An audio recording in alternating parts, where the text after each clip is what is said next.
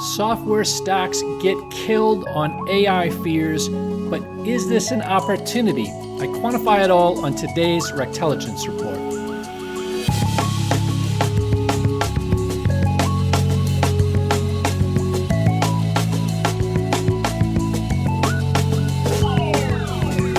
As a friendly reminder, everything in today's show is for informational purposes only. There is no investment advice given.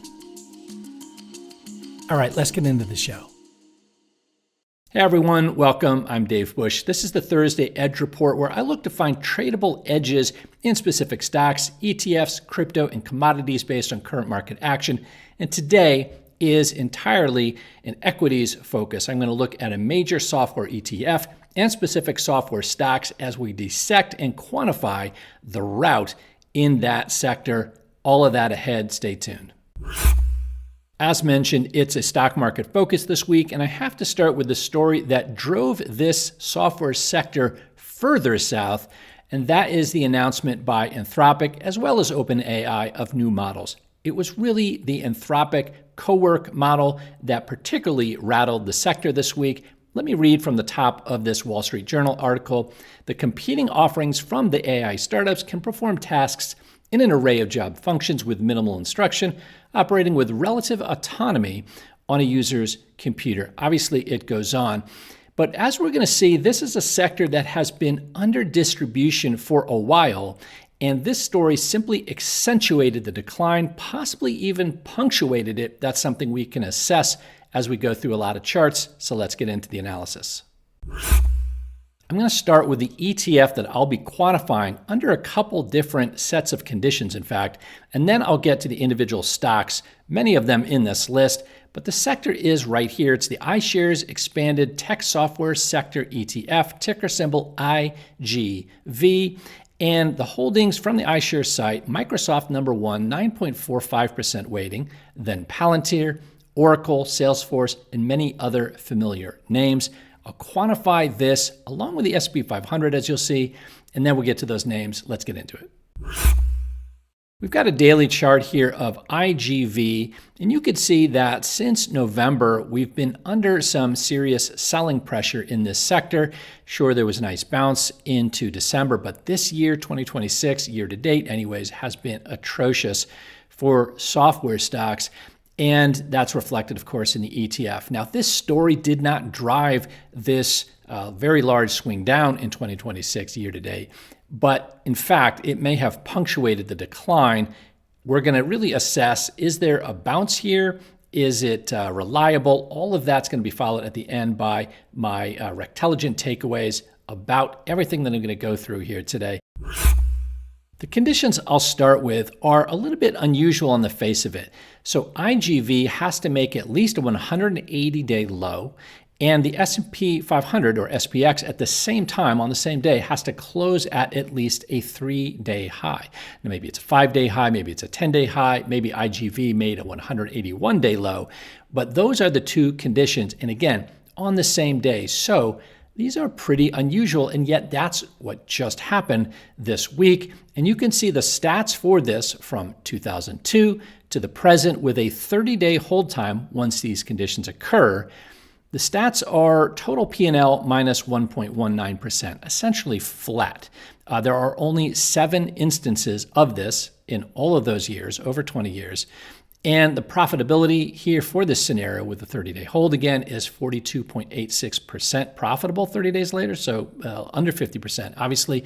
And profit factor is just about 1.017, which is very interesting, right? Because you've got total P&L slightly negative, you've got profit factor slightly more profit than loss, but essentially this is just noise. There is no edge over here with a 30-day hold time. Now let's look at a 60-day hold time, 7 instances again, and now there is total P&L of 29.98%, just under 30, of course.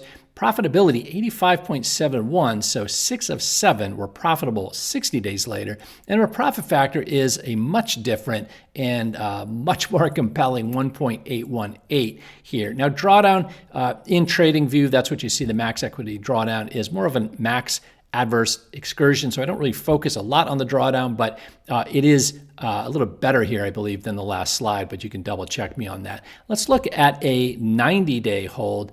And here you've got more total P&L across these 7 instances, 79.77%, drawdown roughly the same. Profitability slips a little bit, but still 5 of 7 are profitable 90 days later. And profit factor is an even healthier 2.761.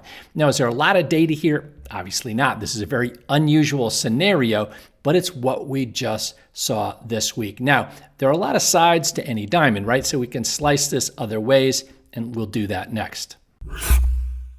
The conditions I'll quantify next also occurred this week, which is IGV loses 10% within 5 days. So just a single condition, very simple, and obviously going to be less rare than what we just looked at. So with a 30-day hold from 2002 to the present, again, the total P&L here is 67.52%, drawdown 37.84%, 19 instances. And profitability or hit rate here is 57.89%, which is 11 out of 19 in this case. Profit factor 2.241. You can see didn't really perform that well under this condition in the bear market, naturally, of the early 2000s. You can see 2002 coming into 2003. 2003 was quite a bullish year, especially after 2 bear market years, but nevertheless didn't really perform that well in this sector. And yet, financial crisis to the present, this has performed quite well. Now, let's look at not a 30-day hold, as we just did, but let's look at a 60-day hold. And we see 17 instances, total P&L roughly the same, 65.68%. Drawdown is greater. Profitability improves slightly, 11 out of 17, with 64.71%. And profit factor, not quite as good as we just saw, but 1.914, just south of 2. Pretty respectable. Now, a 90-day hold time, same condition. We see much better total P&L, 192.92%. And that's not always the case. Just because you have more time doesn't always result in a higher number. Sometimes it deteriorates. So that is good to see. Drawdown, still steep, 47.56%, 15 instances with this longer hold time. And profitability here is 73.33%, which is 11 out of 15. And profit factor is a very solid 3.71. So you see there is obviously a lot more profit here in this 90-day hold window. We still don't have a ton of instances, but 15 is better than what we saw initially. Now let's move into some individual stock names within the software sector and see what they look like. I'll start with Zscaler or ZS here. It just lost at least 10% inside 5 days. I'm going to test this or similar conditions in these individual software names. And you can see that signal in TradingView right on the chart, second to last bar. The last bar, in fact, is the open bar as I record this on Wednesday before this report comes out. But let's look at the stats here historically. I'm keeping the time window or testing frame 2002 to the present, the same for all of these, just like I did with the ETF. It was really a time period based around the ETF, but let's keep it the same for all these stocks, even though there's a longer history for some of these stocks, of course. So we see total P&L here with a 30-day holds, 264.15%, over 30 instances, drawdown pretty steep, 52%. And the profitability is essentially a coin flip, right? 15 out of 30 is 50%. This is 16 out of 30 were positive, or 53.33%. Profit factor is a respectable, although not wow, 1.505. It's a good looking equity curve. And let's look at some more. So let's move to Microsoft. You see the slide right after earnings, of course, which I featured in a different video, but this slid even further. And by the way, go check out that video. That video shows a pretty good edge for Microsoft after it's down 10% or more in a single session. But here we have a different criteria, 12.5% down inside of 5 days. And let's look at the stats here with a 30-day hold again, 38.3% total P&L. Max drawdown, pretty modest, 8 instances, not a huge amount. Profitability, 75% or 6 out of 8, and profit factor very solid at 2.67. Let's look at another software stock. You see Snowflake or SNOW loses 15% inside 5 days. I decided to quantify that here. It was a little bit steeper for Snow. And let's look at the stats. So again, looking at all the history we have for this stock, at least from 2002 to the present, we see total P&L is negative. This has not performed well under this condition. Drawdown pretty large, 10 instances. Profitability is only 30% or 3 out of 10. Most are losing, obviously. Profit factor is in the basement, 0.27. Moving on to MongoDB Inc. This is MDB, loses 15% within 5 days. And there's the signal there. And it just filled the gap. For those who like gaps, you can see that from prior earnings. It basically just filled that on this swing down. But I did not test that. Let's look at the stats here. 32.88% total P&L, drawdown just over 50%. Total trades 16. A coin flip in terms of the hit rate, 50%. And profit factor, just a little bit above 1.234. Looks like noise, that equity curve. And that's pretty much how I assess it. Now, ServiceNow, NOW, loses 50% inside 5 days. That also just happened. All of these just happened this week or over the 5 sessions that led to the condition being met. And the stats here for this with a 30-day hold are pretty solid. 106.74%, drawdown under 30%, 8 instances, 75% of which are profitable, and the profit factor, a phenomenal 18.447. That just means that gross sum of profits is over 18 times gross sum of losses. So again, great look at equity curve. Not a lot of data. We don't have a ton of data for most of these under these pretty severe conditions, but nevertheless, pretty compelling. Intuit, we see also just lost 20% inside of 5 days. Ouch. Now we see the stats, 90% total P&L, drawdown pretty modest, 20.07. Total trades 5. This again is a 30-day hold. 80% of these are profitable, 4 out of 5, and profit factor 6.807. Again, not a lot of data. This is a very severe condition, 20% inside of 5 days, but it typically has bounced 80% of the time. Now for my takeaways on today's tests. The IGV closing at those first conditions we looked at, which was at least a 180-day low, while the SPX, SP 500, closed at least a 3-day high. Obviously, that's rare.